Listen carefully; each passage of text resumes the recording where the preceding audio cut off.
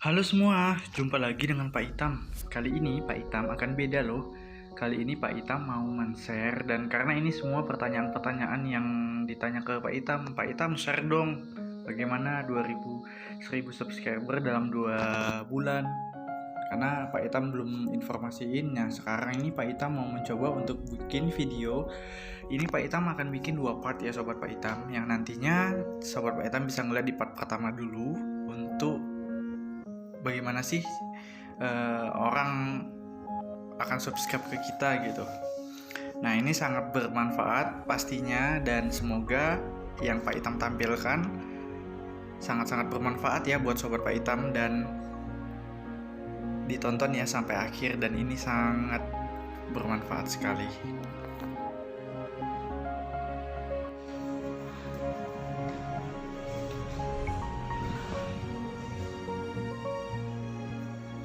Assalamualaikum warahmatullahi wabarakatuh. Ya, Sobat Itam, jumpa lagi dengan Pak Itam. Kali ini Pak Itam on in camera.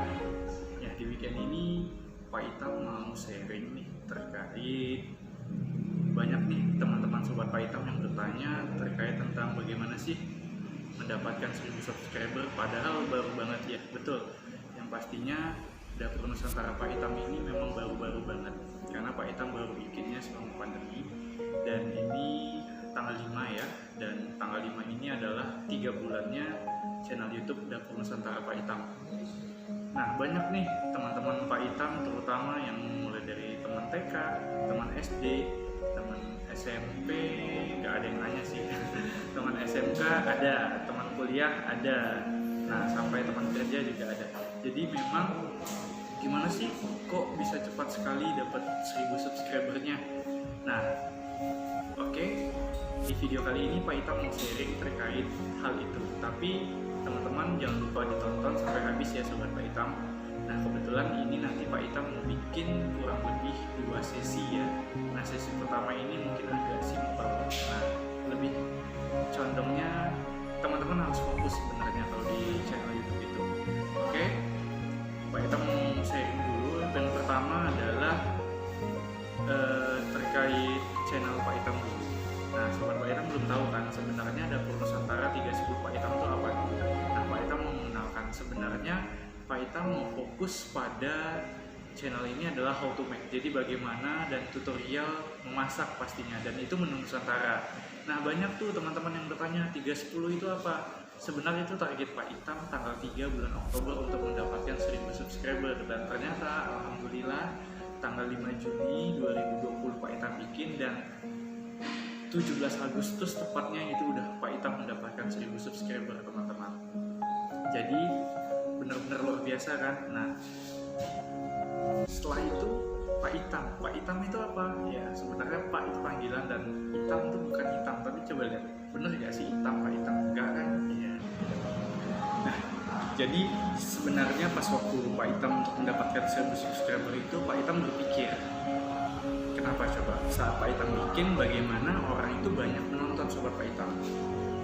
Nah, kita juga harus tahu juga apa yang kita upload bener gak sih, banyak gak sih ditonton sama banyak viewer. Nah, yang pastinya Pak Itam punya konsep di mana channel YouTube Pak Itam ini bermanfaat buat orang. Kenapa ada ide jadi how to make, dan intinya dalam proses pembuatan masakan karena next ke depan itu nanti akan banyak yang ditonton sama orang. Benar gak sih? Which is Pak Itam tidak terlalu update karena sekarang apalagi orang banyak masak di rumah. Nah, disitulah ide itu tercetus. Nah, makanya Pak Itam fokus, dan kebetulan skill Pak Itam juga lumayan bagus di permasakan karena Pak Itam memang suka bergerak, aktif, suka praktek, dan yang pastinya anak gunung. You know lah, anak gunung itu seperti apa yang bisa masak dalam kondisi apapun. Oke, Sobat Pak Itam.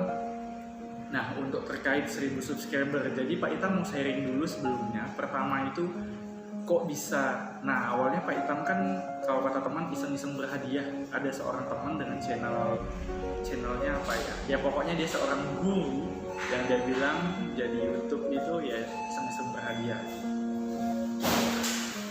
Oke, nah jadi awalnya itu Pak Itam mencoba untuk upload banyak gak sih viewer gitu. Nah, di 1 bulan pertama Pak Itam tuh merasakan banget bener-bener effort dari yang Pak Itam update. Pak Itam memberanikan diri untuk mengupload makanan. Awalnya itu ya tentang dapur Nusantara sendiri, yang di dalam itu ada makanan gitu.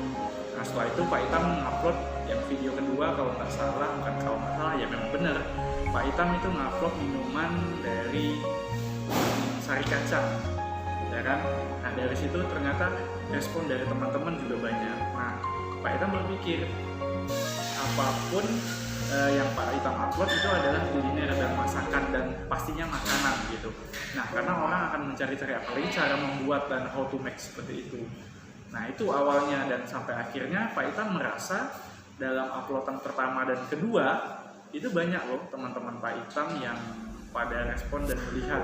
Nah dari situlah Pak Itam menjadi semangat, yang pastinya Pak Itam merasa apa yang Pak Itam upload, apa yang Pak Itam masukin ke channel Pak Itam itu sangat bermanfaat sekali buat orang-orang banyak, terutama menurut Pak Itam loh ya.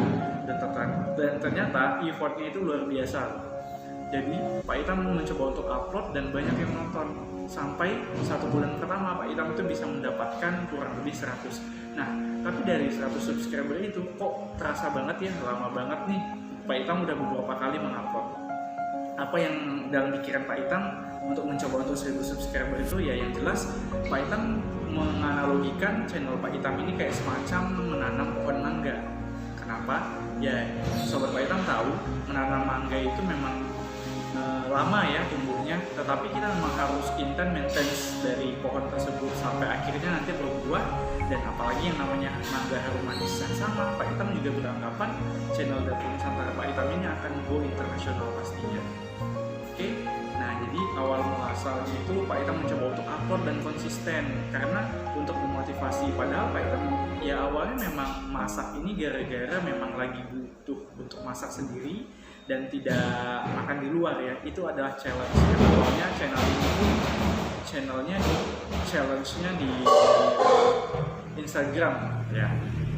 Nah 100 pertama dalam 1 bulan itu luar biasa effortnya, tapi kok Pak Itam merasa agak lambat sekali itu kenaikan. Tapi setelah itu Pak Itam mencoba untuk fokus how to make, karena Pak Itam mereferensi dari suatu video yang dia fokus tetap. Kalau kata teman-teman masukan, Pak Itam kenapa nggak upload yang lagi viral gitu. Selama yang lagi viral itu adalah makanan, Pak Itam akan bikin atau Pak Itam akan makan. Tetapi selama tidak viral, Pak Itam tidak akan untuk menguploadnya, karena Pak Itam akan fokus ya. Sobat Pak Itam akan tahu fokus pertama Pak Itam adalah how to make atau memasak. Nah sampai akhirnya Pak Itam tetap membuat masakan dan Pak Itam upload. Nah dari situ Pak Itam merasa uploadan Pak Itam itu benar-benar ada effortnya. Bahkan teman-teman dari negara luar tetangga, Malaysia, Singapura, bahkan sampai Jepang, Korea, ya kan, dan ada Dubai pastinya, dan banyak lagi, mereka terasa apa yang Pak Itam upload, Pak Itam informasikan itu sangat bermanfaat. Nah dari situlah motivasi Pak Itam, dan benar-benar terasa effortnya itu adalah ketika udah 100 subscriber dan Pak Itam aktif untuk upload terus dan konsisten. Pak Itam mencoba untuk dalam 1 minggu itu 3-4 video, tapi kadang lewat karena memang kesibukan Pak Itam di hari Senin dan Jumat itu tidak bisa diganggu juga. Pak Itam biasanya kayak sekarang nih weekend, Pak Itam mencoba untuk bikin banyak-banyak video. Nah sampai akhirnya Pak Itam merasa di bulan kedua itu tuh tinggi sekali effortnya gitu.